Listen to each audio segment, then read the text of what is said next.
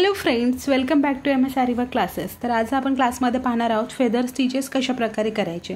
तर सगळ्यात अगोदर फेदर स्टिचसाठी इथे मार्किंग करून घ्यायची आहे.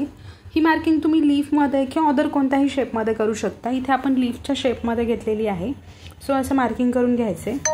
मार्किंग करताना लक्षात घ्यायचे की तुम्ही एकतर पेपर कटिंग करून घ्या अगोदर, किंवा मग जर एक्सपिरियन्स असाल तर तुम्ही डायरेक्टली देखील करू शकता. अशा पद्धतीने डबल त्याच्यामधून अजून एक शेप घेतला आहे. म्हणजे एका पानामधून अजून एक छोटंसं पान असं ड्रॉ करायचं. ड्रॉ करून घेतल्याच्या नंतर इथे आपल्याला वर्कसाठी 2 सिल्क थ्रेड लागणार आहेत, जे की सेम कलरमध्ये पाहिजे. जर तुमच्याकडे 2 थ्रेड नसतील तर एका थ्रेडपासून 2 थ्रेड कसे बनवायचे हे देखील आपण अगोदरच्या व्हिडिओमध्ये पाहिलेलं आहे.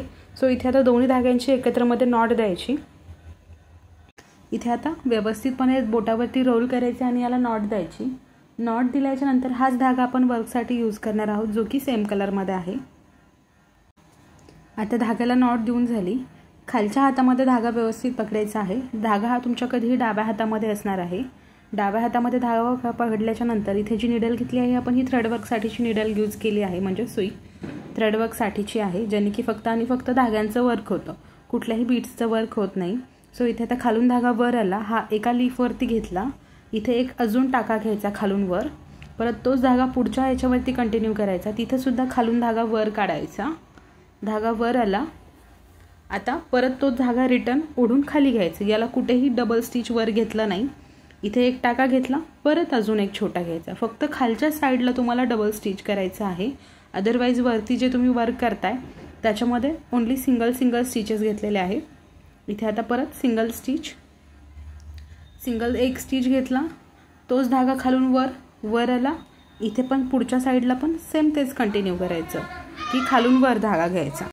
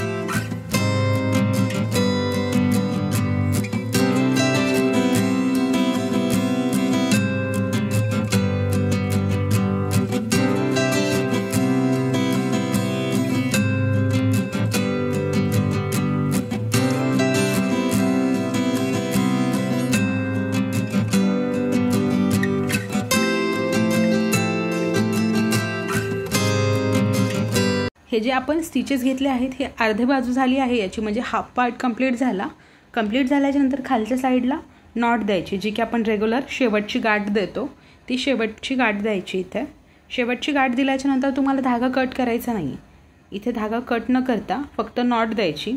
आणि नॉट दिल्याच्या नंतर तोच धागा आपण साईडला ओढून घेणार आहोत, म्हणजे खेचून घ्यायचा आणि पुढे कंटिन्यू करायचा. आता नॉट इथं व्यवस्थित बसली. परत सेम खालच्या बाजूने ट्राय करायचं, म्हणजेच खालून धागा वर आला, then first stitch, second stitch, then परत खाली रिटर्न, आणि हेच पुढे कंटिन्यू करायचं.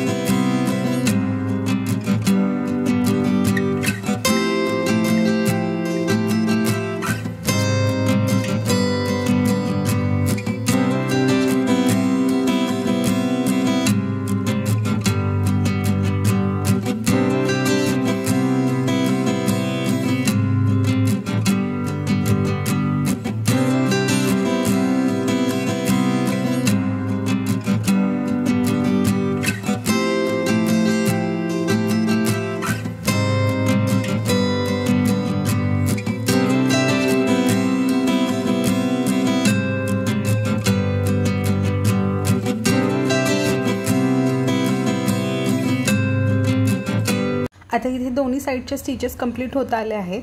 आता लास्टमध्ये अजून एक स्टिच होईल. एक स्टिच झाल्याच्या नंतर याला पण लास्टमध्ये नॉट द्यायची. तर हे जे आपण आता ट्राय केले हे फेदर स्टिचेस आहेत. याचा यूज कुठे होतो हे देखील आपण नेक्स्ट व्हिडिओमध्ये पाहणार आहोत. तोपर्यंत तुम्ही व्हिडिओला लाईक करा, शेअर करा आणि चॅनलला सबस्क्राईब देखील करा. Bye all of you.